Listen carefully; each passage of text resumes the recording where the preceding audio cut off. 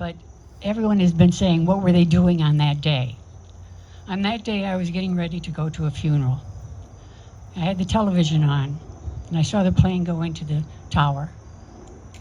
So when I got in the car to go on the way to the funeral, I had to keep the radio on because I wanted to know what was going on.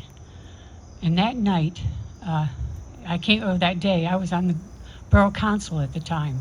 And that day, I came down to town, and there were our ambulance corps people there meeting the trains. There were the police out. There were the firemen going into New York. We didn't know what was going to happen or how many of our people were affected by this. That night, myself, Brad Jordan, Paula Fleming, and I were in Borough Hall. We were taking phone calls from all over the country and wondered, how did this happen? Why are people calling us? Someone had put our telephone number, and it was racing across the bottom on the television, and so they were calling, and we did help some people, we really did.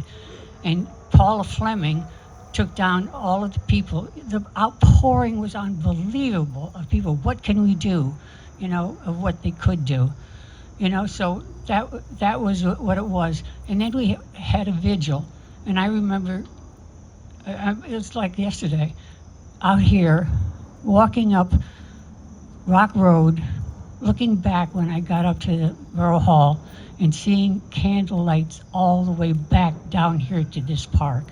Everybody. Next thing we know, flags are flying all over town. And we all were affected by this too. 2 years later, my daughter went to Iraq, and they were the first ones to go there. So she was there to command, and then her husband followed her, and we kept our grandchildren for 14 months while they were serving the country in Iraq because of the events that had happened before. So everybody has been affected in many ways by this, and I am so proud to be a member of this Grace Party and the people with whom we've worked together for 23 years.